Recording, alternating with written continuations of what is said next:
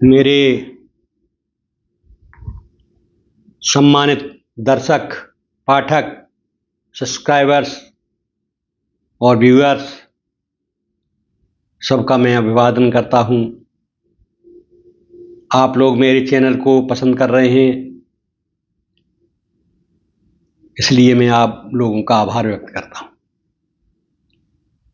अब मैं भारतीय न्याय संहिता की धारा 130 के संबंध में आपको बताता हूं। आप लोग ध्यानपूर्वक इसको सुनें। भारतीय न्याय संहिता की धारा 130 हमला से संबंधित है, असॉल्ट। इस धारा के अनुसार जो कोई भी ऐसे इशारा करता है या कोई तैयारी करता है जिससे यह ज्ञात या संभावना हो, जिससे किसी उपस्थित व्यक्ति को यह आशंका हो कि उस पर आपराधिक बल का प्रयोग किया जाएगा, वह हमला करने वाला माना जाता है। इस धारा में केवल शब्दों को हमला नहीं माना जाता, बल्कि व्यवहार या तैयारी जो आपराधिक बल के प्रयोग की आशंका पैदा करे शामिल है। अर्थात अपराधी को शारीरिक संपर्क करने की आवश्यकता नहीं होती, केवल भविष्य में बल प्रयोग की आशंका उत्पन्न करना ही इस धारा के तहत हमला माना जाता है। धारा 130 का महत्व इस बात से है कि वह हमला के प्रारंभिक चरणों जैसे कि इशारा या तैयारी को भी अपराध के दायरे में लाती है, जिससे व्यक्ति की सुरक्षा का पूरा ध्यान रखा जा सके। उदाहरण के तौर पर यदि कोई व्यक्ति जानबूझकर ऐसी हरकत करता है जिससे दूसरे को यकीन हो जाए कि उस पर क्रूरता की संभावना है, जैसे किसी जानवर को छेड़ना या मानसिक दबाव बनाना, तो इसे इस धारा के तहत हमला माना जाएगा।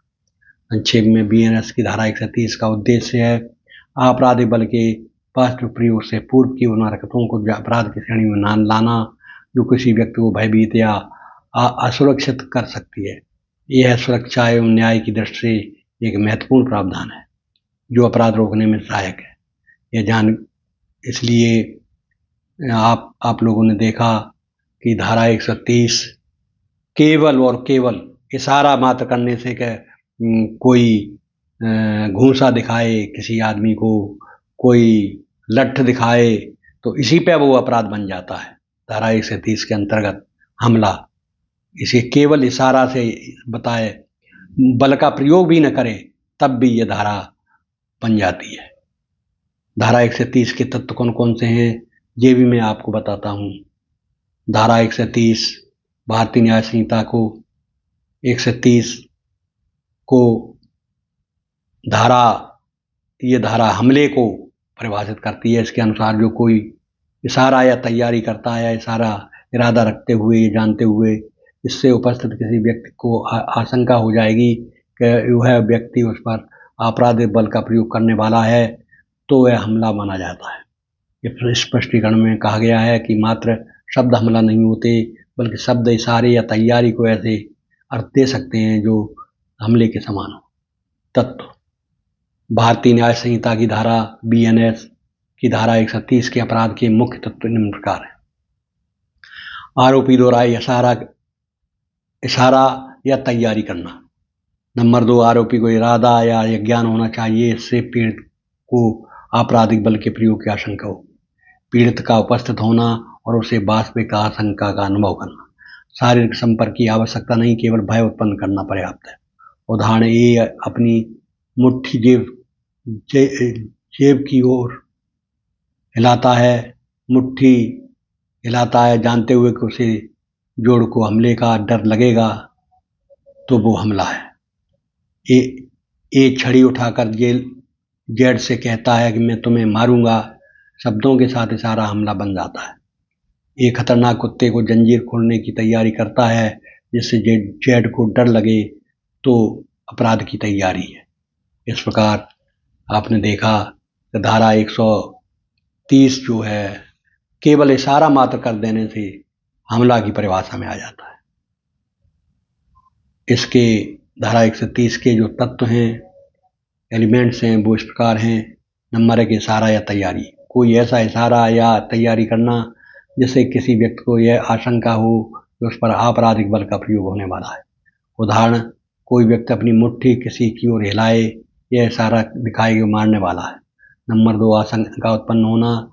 उपस्थित व्यक्ति को यह विश्वास या डर होना चाहिए कि उस पर हमला होने वाला है। नंबर 3, शारीरिक संपर्क का अभाव। हमला समझने के लिए शारीरिक संपर्क आवश्यक नहीं होता, केवल भय और आशंका ही काफ़ी है। नंबर 4, इरादे का होना। आरोपी जानबूझकर ऐसा करता है दूसरे की असुरक्षा या डर हो।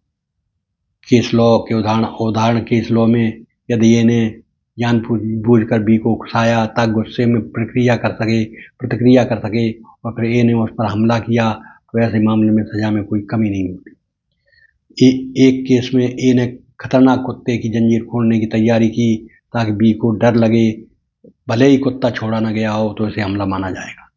ए ने डंडा उठाकर और धमकाते हुए कहा कि मैं तुझे मारूंगा। इससे भी अगर बी को वह भरोसा हो जाए कि हमला होगा तो हमला माना जाएगा। इन मामलों में कोर्ट ने स्पष्ट किया कि असॉल्ट में शारीरिक संपर्क की आवश्यकता नहीं होती, केवल भय उत्पन्न करना पर्याप्त है। साथ ही जानबूझकर उकसाने वाले मामलों में सजा में कोई राहत नहीं मिलती।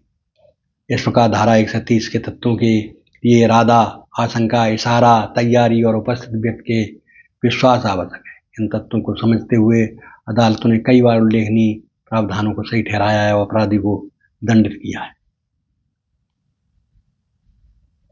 इस प्रकार आपने देखा कि धारा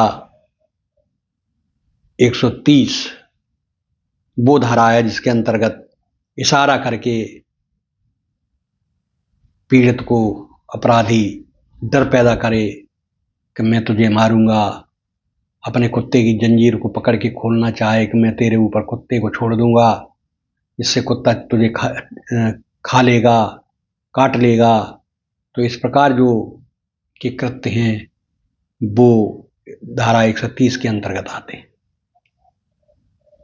इस प्रकार आपने धारा 130 के संबंध में सुना और अब मैं अगली धारा के बारे में आपसे फिर मुलाकात करूंगा। तब तक के लिए धन्यवाद।